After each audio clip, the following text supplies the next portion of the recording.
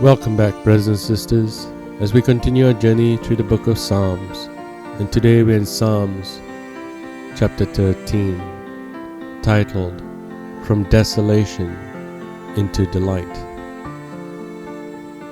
The three pairs of verses climb up from the depths of a fine vantage point of confidence and hope.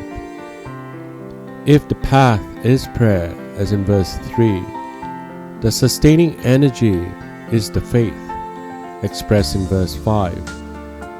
The prospect from the summit in verse 5 is exhilarating, and the retrospect in verse 6 overwhelming.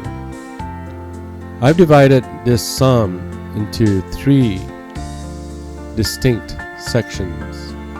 Verses 1 to 2, titled Desolation. Verses 3 to 4, supplication, and verses 5 to 6, certainty. Let's begin in the first section, desolation. Repeated 4 times, David's "how long" is poignant enough in itself, but its companion phrases analyze the distress in terms of his relation to God, to himself, and to his enemy. In verse 1, we see that no doubt the divine forgetting and the hiding the face meant that withholding of practical help, since in the Old Testament God's remembering and seeing are not states of consciousness, but preludes to action. But the real hurt of it was personal, if we may judge from David's constant longing to behold God's face.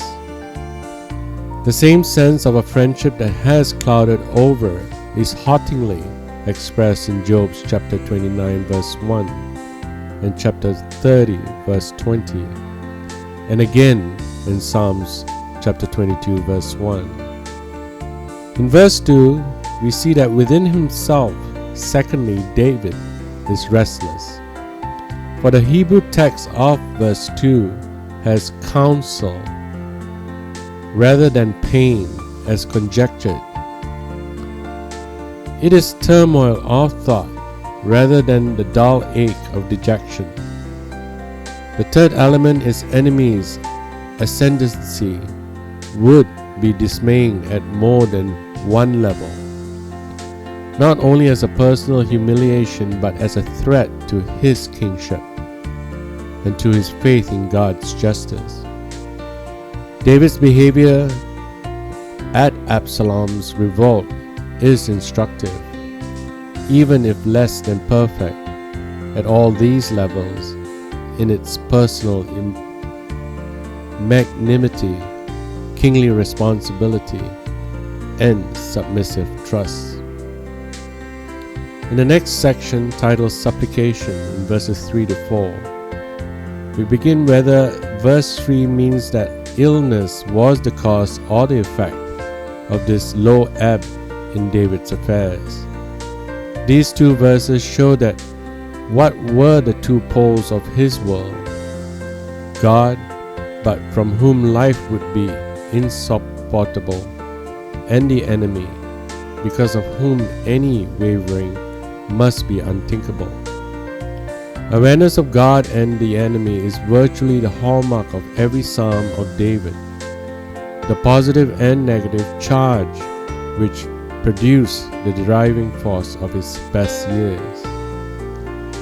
And finally, in verses 5 to 6, titled Certainty, we see that the word I of verse 5 is emphatic, and so to a lesser degree is thy steadfast love.